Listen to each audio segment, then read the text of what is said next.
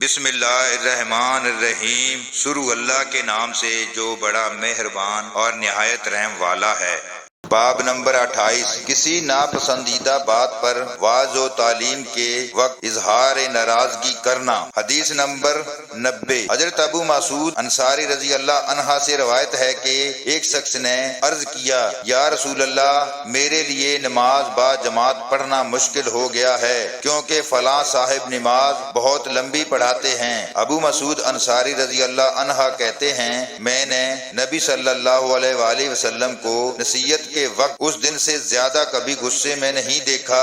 آپ نے فرمایا، لوگو، تم دین سے نفرت دلانے والے ہو۔ دیکھو، جو کوئی لوگوں کو نماز پڑھائے اسے چاہیے کہ تخفیف کرے، کیونکہ ان مقتدیوں میں بیمار، ناتواں اور صاحب حاجت بھی ہوتے ہیں۔ فائدہ، اسلام معاشرہ کے لیے طریق نبوی یہ ہے کہ واعظ و ارشاد میں کسی خاص شخص کا نام لے کر اسے نشانہ نہ بنایا جائے، بلکہ ایک اصولی بات کہہ دی جائے جس سے مقصد بھی حاصل ہو جائے اور مخاطب کو شرمندگی بھی نہ ہو، یا کسی وقت الگ اسے غلطی پر تنبیہ کر دی جائے، کیونکہ بھرے مجمع میں کسی کو نشانہ بنانے سے بعض اوقات وہ ضد پر ہٹ درمی پر اتر آتا ہے۔ اس سے یہ بھی معلوم ہوا کہ ائمہ مساجد کو اپنے مقتدی حضرات کا خیال رکھنا چاہیے۔ حدیث نمبر 91، حضرت زید بن خالد جہنی رضی اللہ عنہ سے روایت ہے کہ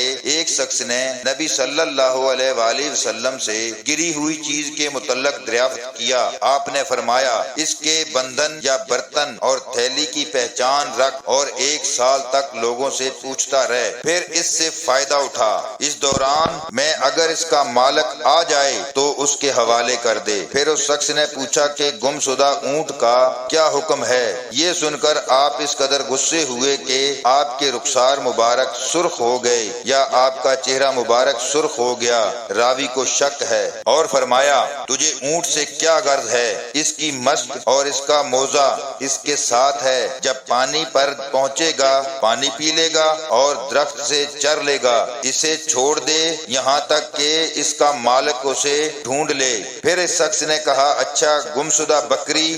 آپ نے فرمایا، وہ تمہاری یا تمہارے بھائی مالک کی یا بھیڑیے کی ہے؟ فائدہ، اونٹ کے متعلق سوال کرنا ہی فضول اور بے محل تھا، کیونکہ لفظ کو اٹھا کر محفوظ کر لینے کا مقصد مال کو ضائع ہونے سے بچانا ہے، لیکن اونٹ کے ضیاع کا اندیشہ نہیں ہے کہ اسے حفاظت کے لیے پکڑا جائے۔ اونٹ بھوک، پیاس اور تھکن کی وجہ سے مر نہیں سکتا، اس کے ساتھ مشکیزہ ہے، کئی دن تک پانی پیے بغیر گزارا کر سکتا ہے۔ اللہ تعالیٰ نے اس کی گردن اتنی اونچی بنائی ہے کہ اونچے درخت کے پتے بھی کھا سکتا ہے۔ اسے چلنے میں تھکن نہیں ہوتی کیونکہ اس کے پاؤں میں جوتا ہے۔ طاقتور اتنا ہے کہ کسی جانور کا لقمہ نہیں بن سکتا۔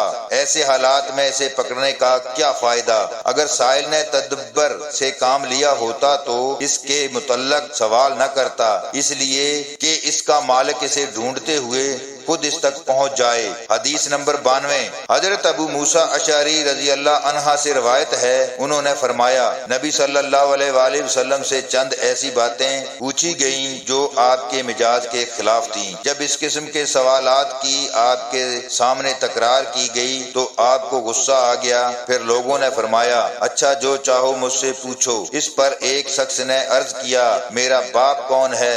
آپ نے فرمایا، تیرا باپ حذافہ ہے۔ پھر دوسرے شخص نے کھڑے ہو کر کہا، یا رسول اللہ، میرا باپ کون ہے؟ آپ نے فرمایا، تیرا باپ سالم ہے جو شبیہ کا غلام ہے۔ پھر جب حضرت عمر نے آپ کے چہرہ مبارک پر آثار غضب دیکھے تو کہنے لگے، یا رسول اللہ، ہم اللہ عز و جل کی بارگاہ میں توبہ کرتے ہیں۔ فائدہ، اس سے معلوم ہوا کہ کثرت سوال اور لا یعنی تکلفات سے ایک مکروہ عمل ہے، نیز کسی صاحب علم سے لغو اور بیہودہ سوالات کرنا سراسر نادانی اور جہالت ہے، کیونکہ اس قسم کے سوالات کا انسان کی عملی زندگی سے کوئی تعلق نہیں۔ اللہ تعالی ہم سب کو دین کو صحیح معنوں میں سمجھنے کی توفیق عطا فرمائے، آمین ثم آمین۔